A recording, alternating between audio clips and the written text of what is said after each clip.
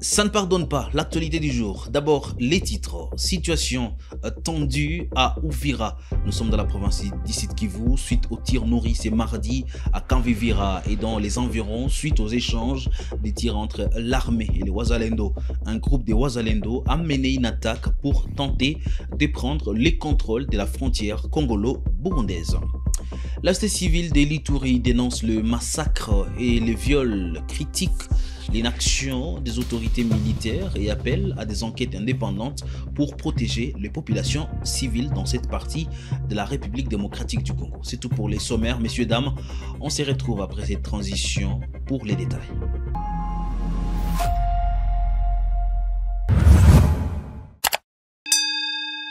Des tirs ont été entendus à Kanvivira dans la ville d'Uvira depuis la fin de la matinée de ce mardi.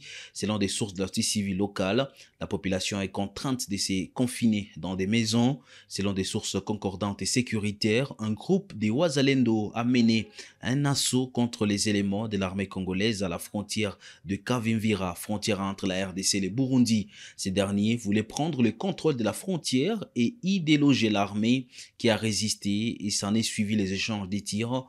Suite à ces combats, les activités socio-économiques ont été paralysées dans les quartiers Kavimvira et ses environs. La veille, un soldat des FARDC a été abattu et plusieurs civils ont été blessés lors d'une altercation entre le FARDC et les combattants Wazalendo à Mulongwe dans les territoires d'Uvira, qui s'oppose à l'arrivée d'une délégation de Banyamulenge venue participer à l'inhumation du fait colonel Patrick. Non, vous allez comprendre avec moi, jusqu'à ce moment, la cause reste toujours inconnue. À Kavivira et à Kasenga, on tire partout vraiment. Jusqu'à présent, je n'ai pas encore eu des données qui sont un peu fiables. Le monitoring est en cours vraiment. Non, ce sont les Wazalendo qui tirent. Non, les activités sont paralysées. D'abord, pour le moment, à Kasenga, la situation est un peu calme. C'est à Kavivira là où on continue toujours à tirer. La société civile de l'Ituri dénonce le massacre et les viols qui frappent la région. Lors d'un point de presse à Bunia, le 25 août, Dieudonné Lossa, coordonnateur de la société civile, critique l'inaction des autorités militaires face aux groupes armés. Un bilan provisoire de la société civile révèle 63 civils massacrés, dont 31 femmes violées et de nombreux biens pillés ou détruits. La société civile appelle à des enquêtes indépendantes et à la protection des populations civiles. La société civile Force Vive de l'Ituri déplore le massacre, les tueries, les pillages, les viols, incendies des maisons et la profanation des églises à Ituri. Activisme des ADF et ses supplétifs qui commettent des exactions à Ituri, à Irumu et à Mambasa. D'où elle tire la sonnette d'alarme face à cette situation qui décime le peuple iturien censé être protégé comme tout autre Congolais. Situation sécuritaire, socio-économique et humanitaire. Une attaque lancée contre les éléments de la CRP de Thomas Lubanga par les FARDC le 13 août 2025 dans la région de Lopa, Linji, Igabari et Nizi a causé la mort de 19 civils, 14 personnes blessées, des femmes violées. Attaque meurtrière contre les sites déplacés, le lieu protégé par Codeco et certains projectiles de FARDC au fait des victimes dans les sites déplacés. Le contrôle de nos ressources minières abandonnées à la merci des étrangers, sécurisé par les militaires FARDC ou police nationale congolaise, échappe au contrôle du trésor public. Un bilan provisoire à notre disposition du 27 juin au 24 août 2025 compte 163 civils massacrés et 33 blessés, 31 femmes violées, aussi bien des vieilles femmes, 423 bêtes, dont 103 vaches et 320 chèvres et moutons pillés, 181 maisons incendiées, 69 boutiques pillées, 7 véhicules incendiés, paroisse des catholiques Lopa et propédétique de Musipela profanée avec les insignes eucharistiques. Tout en condamnant les attaques des groupes armés locaux, de la CRP et des ADF, la société civile Force Vive de l'Ituri estime que ce n'est pas normal de calciner la population comme des holocaustes, de violer les femmes. Le gouverneur militaire du Nord Kivu, le général-major Somo Kakule Evariste, est arrivé à Oicha ce mardi pour un séjour de travail. Il apporte des solutions aux problèmes soulevés lors de la récente incursion des ADF dans la cité. Il est accompagné des députés nationaux et provinciaux élus de la province du Nord Kivu.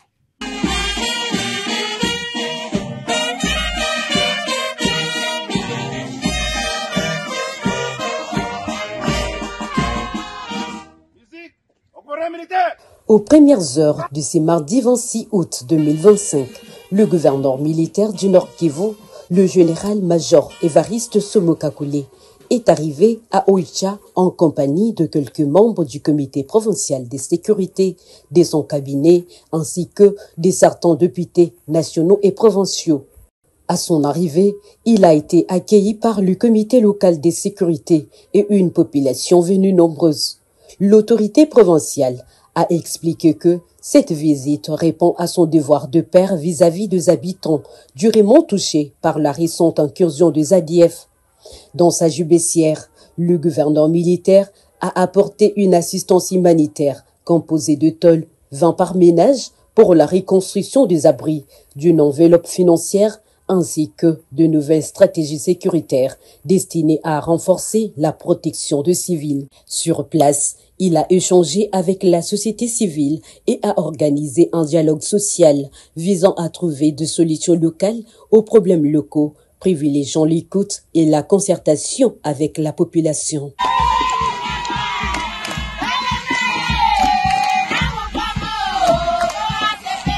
Le principal confession religieuse de la RDC, dont la Sanko et les CC ont présenté lundi une feuille de route pour un dialogue national inclusif.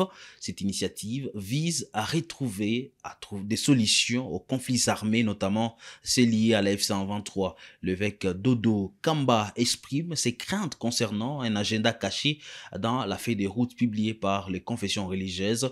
Il a lancé un atelier avec des experts pour examiner ces documents.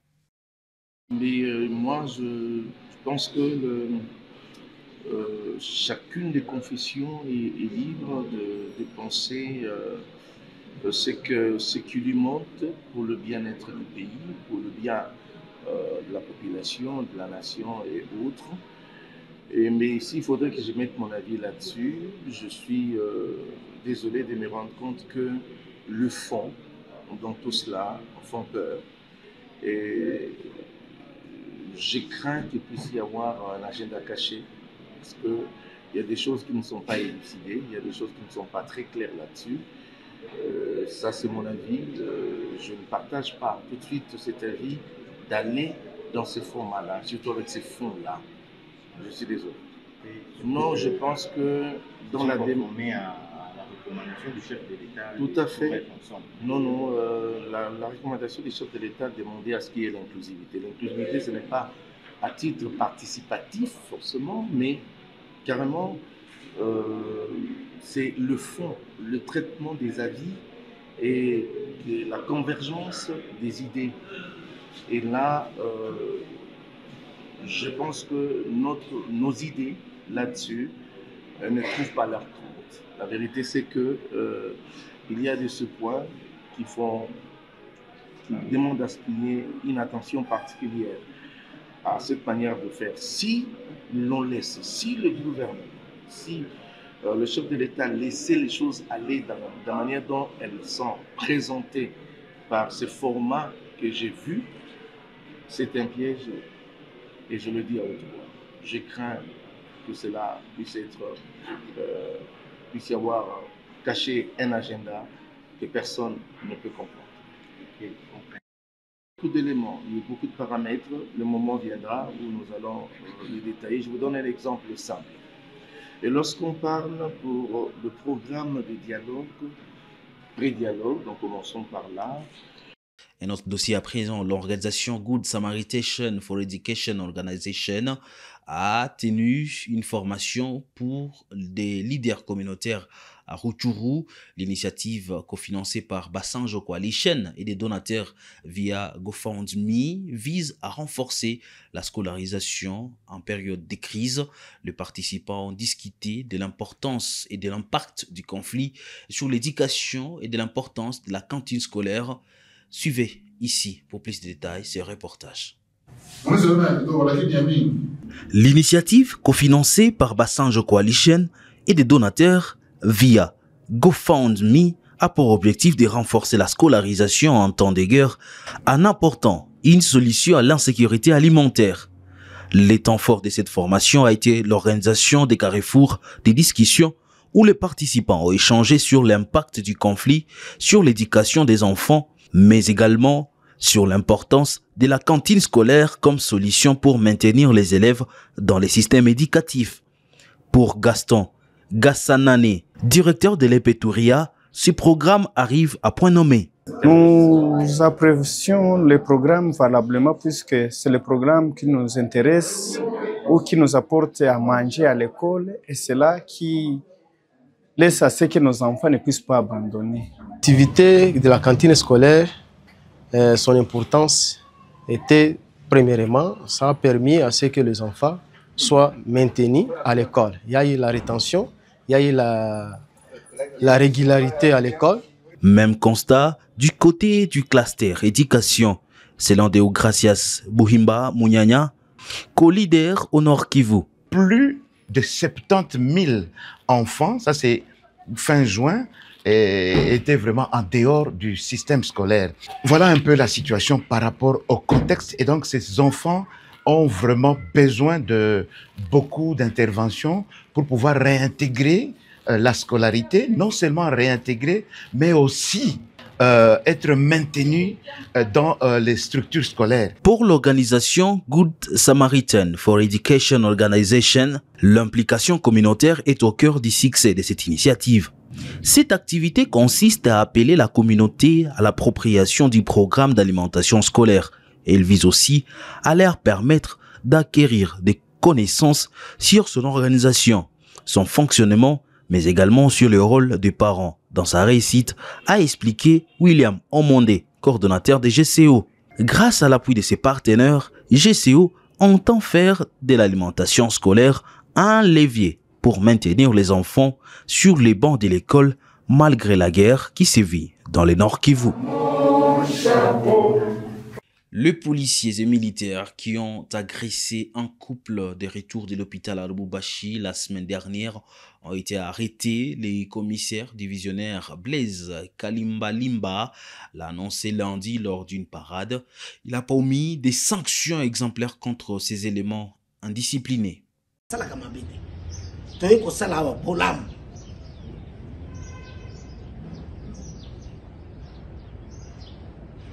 Il y a ce cas qui a terni l'image des services de sécurité. Une équipe mixte, policiers et militaires. On est en train d'arranger pour vous les présenter ici, mais ils vont être chicotés avant d'aller là-bas.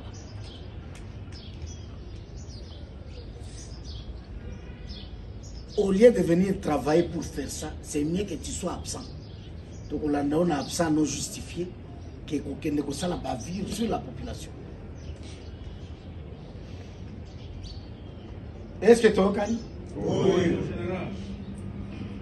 Commandant, au nombre par jour. Tu peux aller dormir comment, tu ne sais pas combien tu as envoyé à la patrouille. Parce que la nuit, on va t'appeler. Que tu le veuilles ou pas.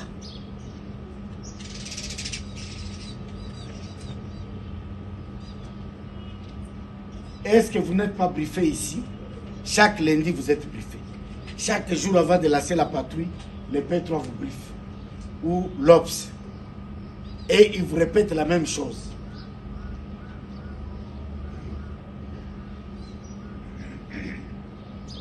Mais hier, il y a eu des gens pour arriver à un endroit. Makolonanzela. Tu es trop irresponsable pour dire ça. Et le commandant d'unité, il ne sait pas chercher qui devait être là. C'est moi qui dois commencer à chercher la nuit là. Commandant Wana. Et ça, c'est permis. Kasapa. Commandant à Kasapa. Bimalou. Télépathie. Yaka Boyi. Après, na yo na secteur ya Kasapa moko. Patrie na yo. Oui. Tangu baza koluka adresse pe batu na yo bakosi bakomi alors que bakomi te. Yo réaction ezaki. Tu dormais? Non, mon Dieu. Quelle était ta réaction? Muto cannabis ezaki na pale. Pourquoi tu n'as pas clarifié ça? Ça a été déjà communiqué depuis 20 heures. Yo moko lobaki. Lobaki na nani? Na Dami. Dami. Yo est négatif non? C'est ça. Commandant district na. Le VPM du budget, Adolphe Mouzito, a rencontré lundi l'inspecteur général de finances, Christophe Bitassimois Bailly. La séance de travail a porté sur l'évaluation de rubriques du budget général de l'État visant à initier des réformes structurelles pour renforcer la gouvernance financière. Nous avons tenu une séance de travail qui a tourné essentiellement sur les rubriques du budget, parce que c'est le ministre du budget. Vous savez que le budget est composé de deux parties. Il y a la partie recettes et puis la partie dépenses. On a essayé de passer en revue tous ces aspects pour que nous puissions, à l'analyse et après analyse, nous puissions faire quelques propositions en ce qui concerne les réformes à mettre en place de manière à booster le budget de l'État et à améliorer la qualité de la dépense. Oui, donc le ministère peut compter sur l'appui des jeunes pour cet grand défi qui lui est assigné. Bien sûr, il peut compter totalement sur l'appui de l'inspection générale des finances, qui est d'ailleurs son institution des carrières. Donc nous sommes venus avec une double sympathie en tant qu'autorité supérieure, mais en même temps en tant que collègues de service.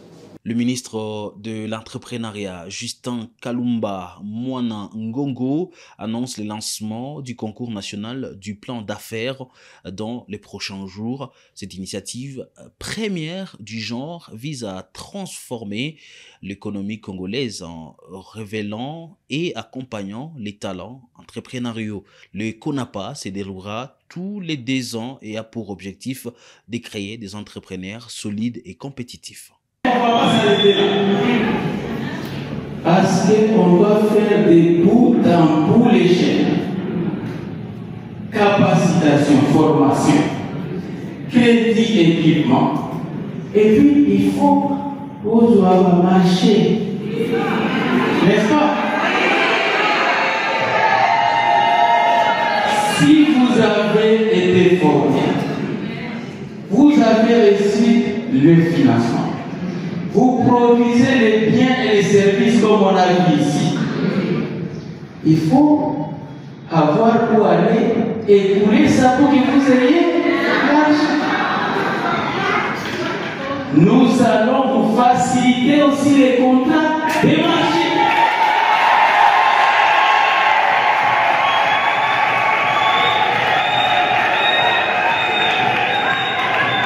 C'est ça là le 3e. Contrat des marchés. Secteur public, secteur privé, tous les marchés, il faut que les Congolais entrent là.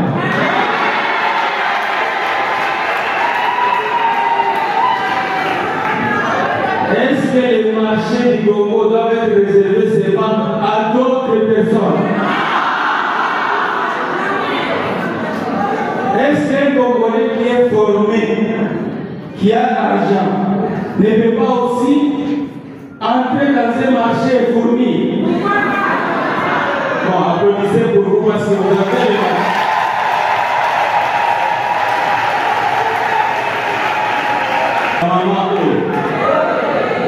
c'est très important que vous compreniez l'importance de ces 3 C.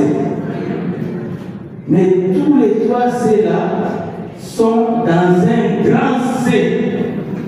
Un grand C sur l'ensemble du pays qui s'appelle climat des affaires. Si vous êtes là, vous commencez votre petite activité. Il y a 45 services de l'État pour demander des taxes. Où est-ce que vous irez avec votre activité? Le matin, c'est la commune. À 10h, c'est le territoire. À 15h, c'est l'hygiène. À 16h, agriculture. Messieurs, dames, fin de l'actualité du jour sur Kivu Morning Post. Merci à vous de l'avoir suivi. Nous sommes là tous les jours pour vous informer, vous mettre au parfum de ce qui se passe à l'est de la République démocratique du Congo. Vous êtes nouveau sur la chaîne. N'oubliez pas surtout de vous abonner, commenter et liker nos vidéos. Portez-vous bien.